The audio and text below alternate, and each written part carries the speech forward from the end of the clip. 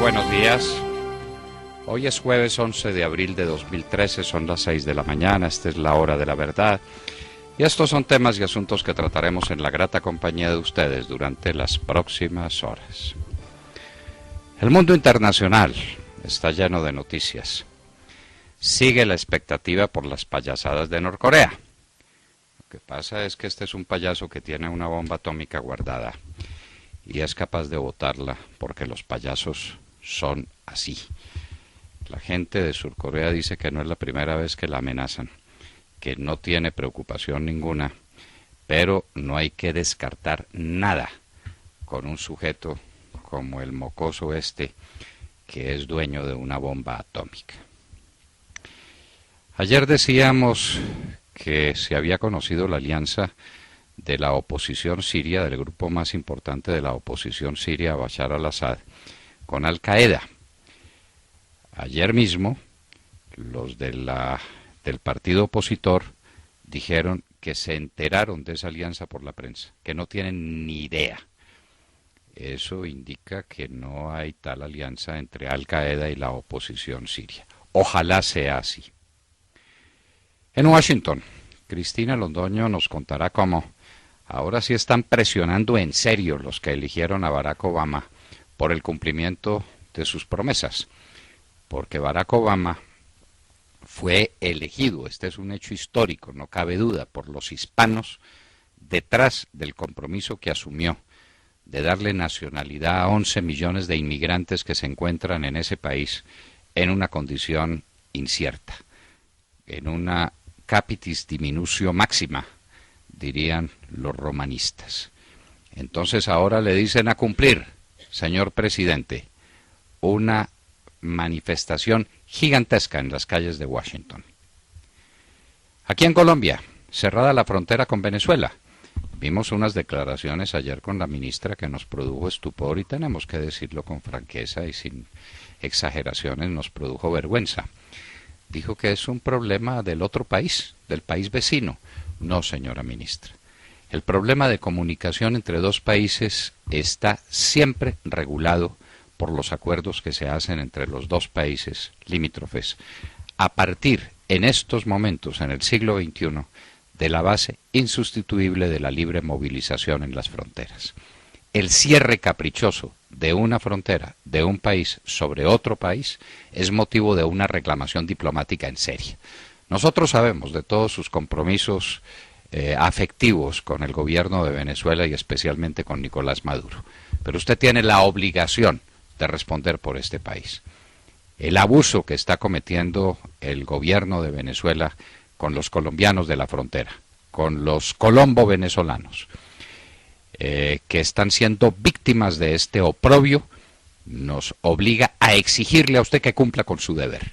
Por una vez, cumpla con su deber y hágale una seria reclamación diplomática a Venezuela y exíjale inmediatamente la apertura de la frontera. ¿Qué tal que usted cerrara la frontera? ¿Qué tal que usted lo hiciera? ¿Qué tal que Colombia hiciera esto?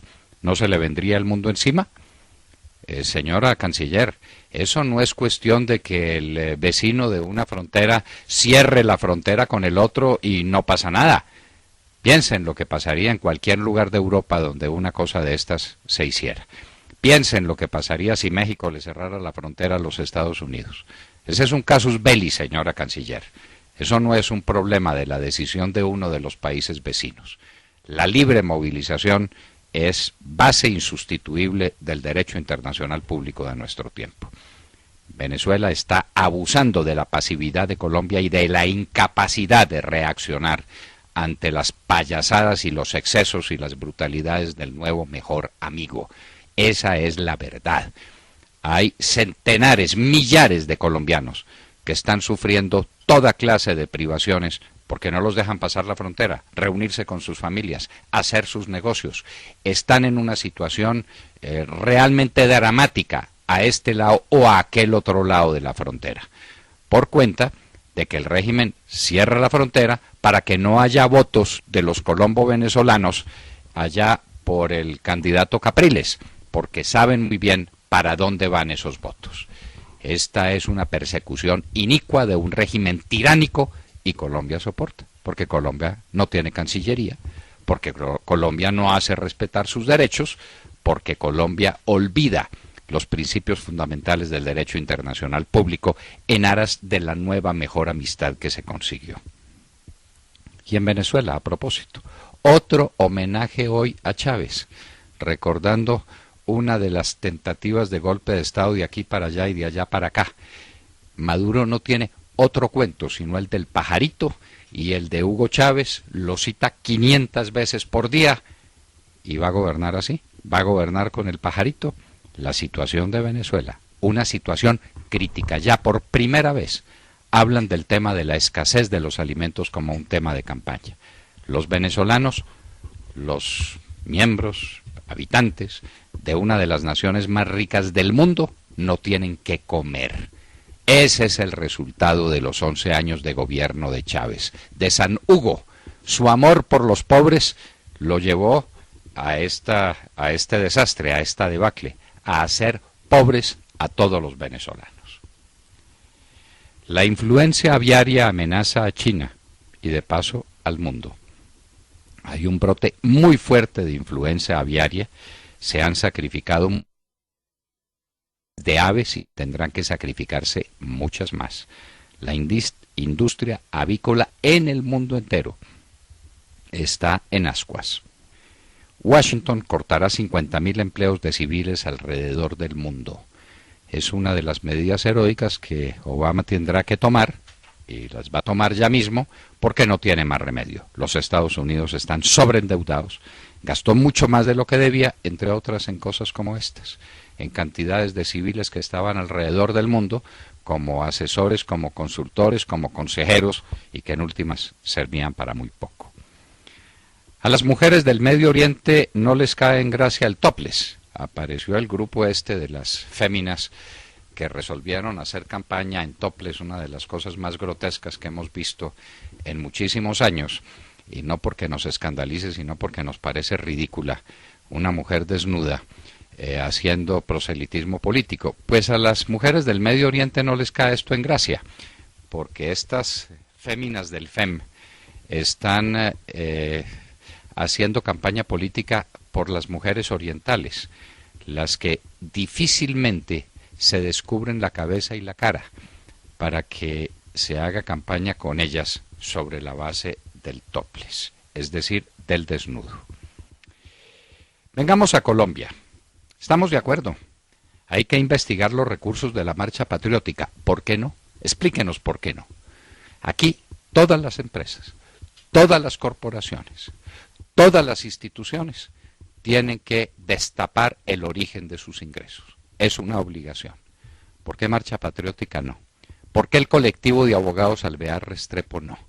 ¿Por qué las ONGs, esa de mujeres por no sé dónde y las de Piedad Córdoba, por qué tienen un estatus especial?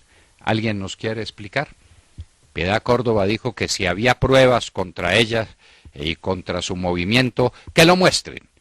Cuando el ministro de Defensa dijo que la marcha patriótica estaba infestada de dineros de las FARC, es decir, del narcotráfico, es decir, de la ilegalidad.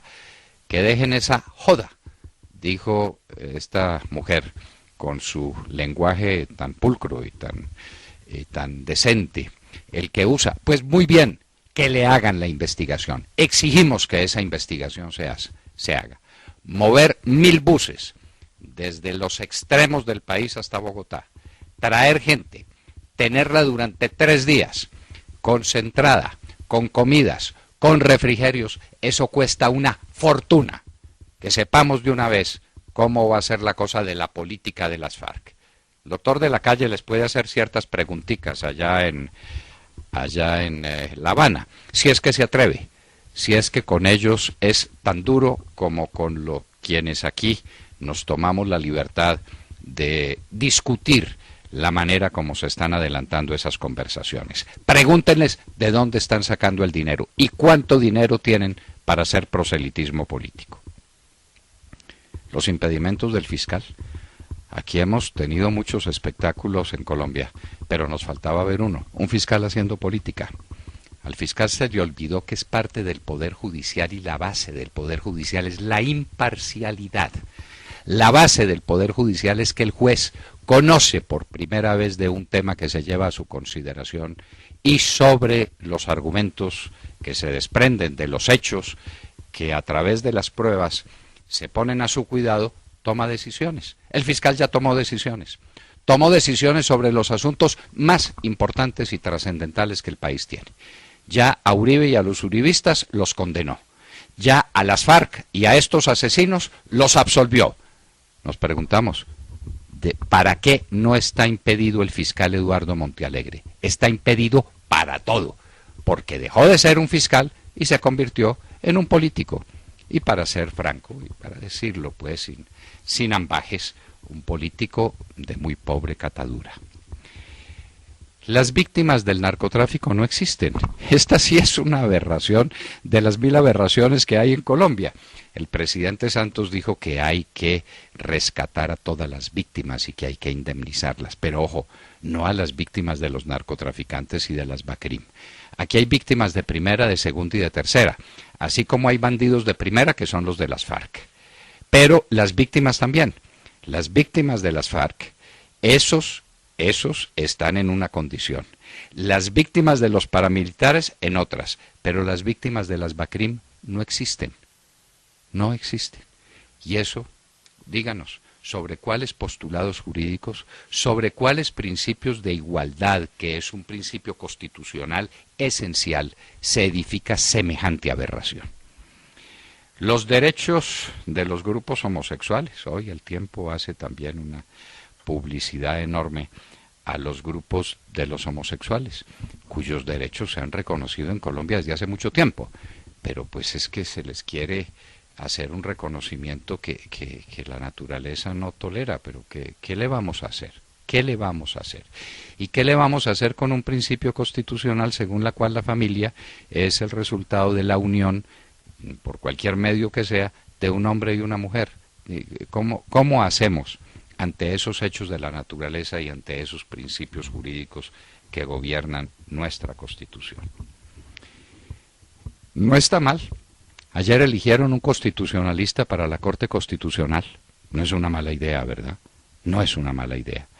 Hasta ahora iban a la Corte Constitucional unas personas, algunas capaces, otras menos, que eran el uno civilista y el otro laboralista y el otro especialista en tributación, y los constitucionalistas ayer eligieron uno, al doctor Alberto Rojas, destruyendo a los candidatos del gobierno, que eran los otros dos, de manera pues que un nuevo revés para Santos ante una bancada que no le obedece, desembocó en la elección de un constitucionalista, de un hombre experto en derecho internacional humanitario y en derechos humanos, de un hombre serio, liberal. Es que no nos importa si el juez es liberal o es conservador o es de cualquier partido. Lo que nos importa es que sea un juez, un hombre imparcial, un hombre que tenga el derecho como norma y medida de sus actos. La asesora de Lozada y una escolta de Jojoy a La Habana. Ahora sí ya quedó más enriquecido esta constelación de estrellas que está en La Habana discutiendo nuestro futuro. Ella, una supuesta politóloga, habrá que ver cuánto sabe de ciencia política, pero que es la asesora de Lozada. Recuerden que Lozada es quien nos amenazó de muerte durante años, en cuyo computador estaba la orden de asesinarnos, la orden que se cumplió aquí en las calles de Bogotá o que trató de cumplirse y que no se consumó por milagro de Dios. Entonces ella va allá y el otro es un asesor del mono Jojoy. Entonces ya el doctor de la calle sí tiene con quién conversar. La constelación de estrellas de las FARC en La Habana. Luis Humberto Gómez Gallo salió de la cárcel. Lo condenaron injustamente hace 4 años. Le acabaron la vida, le acabaron sus proyecciones políticas. ¿Y dónde están las pruebas? No hay ninguna. Luis Humberto Gómez Gallo puede salir a la calle diciéndole a quien lo quiera oír que fue víctima de una conjuración de la Corte Suprema de Justicia contra cualquier cosa que tuviera contacto con el gobierno de Álvaro Uribe Vélez. Japón devalúa para competir. Japón también no tuvo más remedio que mover su moneda, estaba como en ese mar de sargazos en que entró Cristóbal Colón cuando venía para América. No había vientos que lo llevaran en ninguna dirección. Así estaba Japón, estancado. Resolvieron mover la economía con emisiones monetarias, con devaluación del yen, para que el Japón vuelva a ser competitivo. Y vienen los funerales de Margaret Thatcher. Hablaremos de esta extraordinaria mujer y de lo que ello representa, en mantenimiento del orden, en defensa de la humanidad contra el comunismo y contra todas las formas del socialismo, en la implantación de un régimen económico que algunos llaman neoliberal y pueden llamar como les venga en gana, basado en la libertad creadora del hombre como principio fundamental del desarrollo económico de los pueblos. Margaret Thatcher, grande entre las grandes. Sus exequias tendrán todos los honores y todas las características de las exequias que se reservan en la Gran Bretaña a las grandes de esa nación.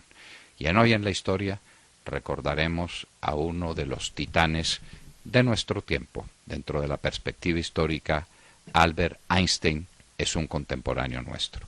De esto y de mucho más hablaremos en las próximas horas con ustedes en la Hora de la Verdad.